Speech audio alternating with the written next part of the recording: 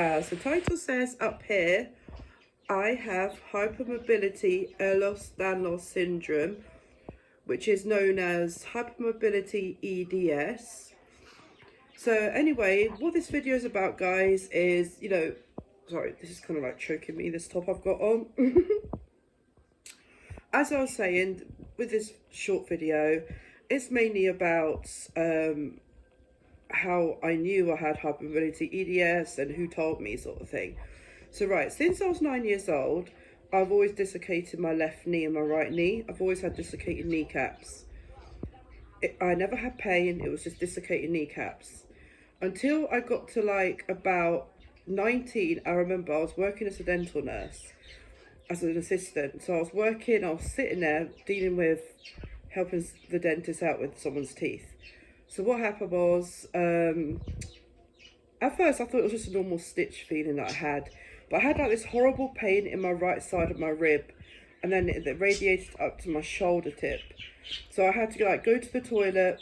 I had to like pretend I needed the toilet and just lay flat on the floor. For half an hour I waited there, the pain stopped. It only happened once or twice. So I didn't think it was anything that serious. So I just change arms because this arm is killing me now. This shoulder when I'm holding the camera up. But as I was saying, it wasn't so bad then.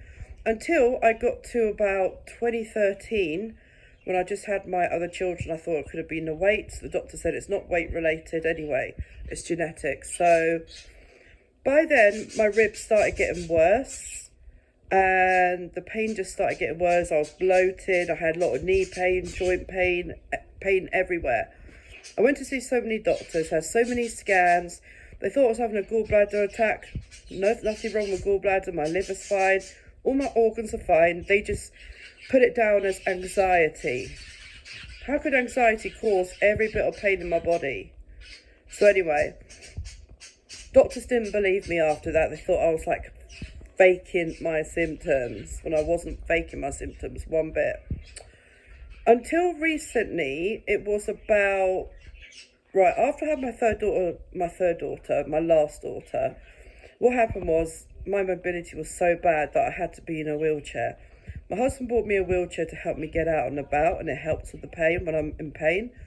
So I've been in a wheelchair since 2019. So after that, what happened was I went to other doctors. They all said I'm totally normal, nothing wrong with me.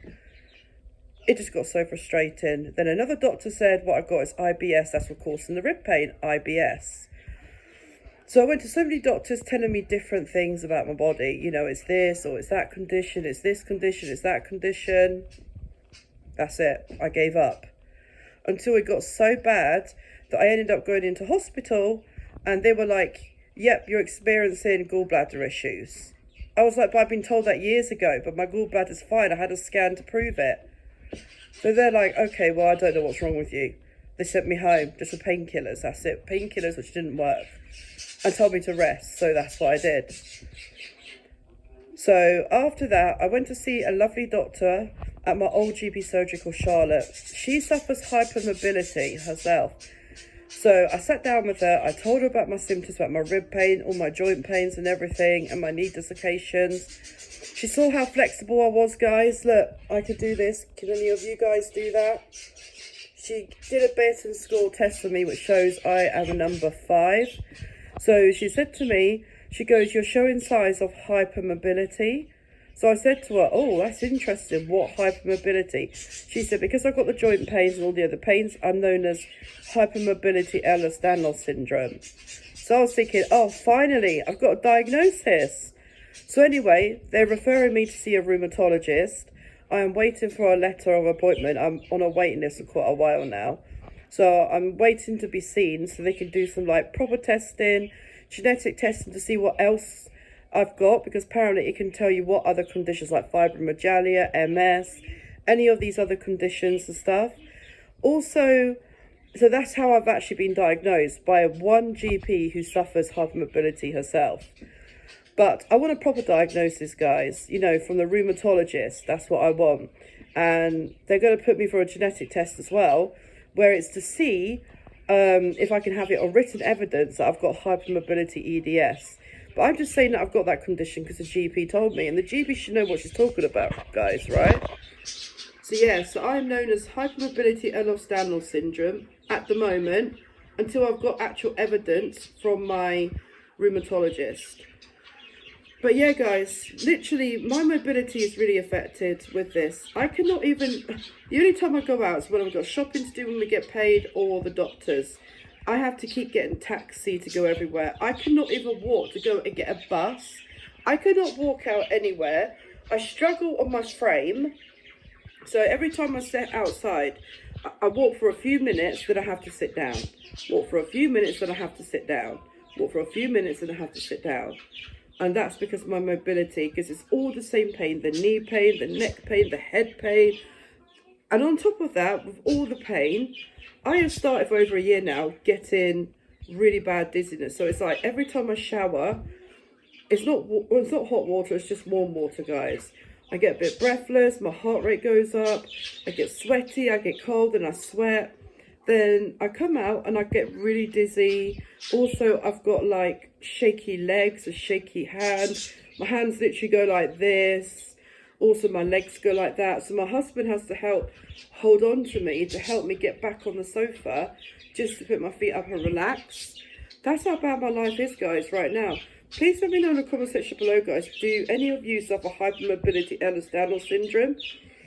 Also, I'm told I might have POTS as well. People with EDS like me, we actually can get POTS as well. It comes with it. And POTS is a tachycardia thing, or something they call it. And basically it's when something wrong with the blood pressure and the heart rate or something. And then it makes people have these weird symptoms of getting sweaty, get cold. Because I get sweaty easily. And I said to my husband, it's really hot in this room. He's like, no, it's not. It's just the right temperature. I'm like, no, it's really hot in here. And I'm literally flushed. And then when I'm hot, I moan. Then a few minutes later, I'm like, oh my God, it is. It's really cold now. I literally can't like keep the same temperature. I'm literally cold and hot, cold and hot, cold and hot, cold and hot. It's awful, guys. It really is. You know that. Not just that, on top of that, with these symptoms, I'm very clumsy, guys, and I'm a bit of a danger to myself, which is another reason why I'm glad that my kids don't live with me, because I'm literally like a danger. It's like I've accidentally dropped a kettle once when I was trying to make a tea for myself. And that could have scalded me, the water, when it landed on the floor once. That could have like burnt my feet. It didn't burn my feet, but it could have done. Also, other things are like chopping up vegetables with a knife. One time the knife dropped on the floor. That could have landed on my foot and stabbed me. But it didn't, but it could have done. So you see what I mean, guys? It's a bit difficult with this. Plus, on top of that, I've got asthma. And with this EDS, it makes me have migraines. I've got IBS symptoms. I've got migraines. I've got memory fog as well. Sometimes I'm confused. I don't know where I am. Sometimes I'm thinking, what's going on? Where am I? I'm like, sometimes when I'm talking, I ramble on and just talk weird. Sometimes I don't mean to be. It's just what happens every time I'm having an attack. At the moment, guys, I have got a migraine. The painkillers didn't work. But the doctor has upped my medicine up to 50 milligrams and not 10 and stuff. But yeah, guys, can any of you do this who's got hypermobility? I mean, I can, like, pull this all the way down. I showed my GP today what I can do. And she said to me, she goes, yep, you're definitely flexible. Definitely got hypermobility there, she said. But yeah, guys, anyone else got hypermobility Ehlers-Danlos syndrome, let me know. Because welcome to the family of hypermobility EDS. So yeah, guys, hope you like this video. I'm going to do some more videos soon. And welcome to the family if you are Ehlers-Danlos syndrome, like I am. And please let me know how you are and how do you cope with your EDS. Or if you've got a family member who's got it, please let me know. And if you guys wonder who I got it from my birth dad who died at 50. He's gone now from a heart attack, sadly. But at the end of the day, that's life, guys. And basically, he's the one who suffered as well, really badly. And he passed it on to me. My siblings have it. We've all got hypermobility in the family. I think I'm the only one who's got the EDS one. My siblings got joint hypermobility, so it's not as bad as mine. But yeah. Anyway, guys, please let me know in the comment section below if you're EDS. I'm sorry I'm repeating myself. See you guys later. Bye.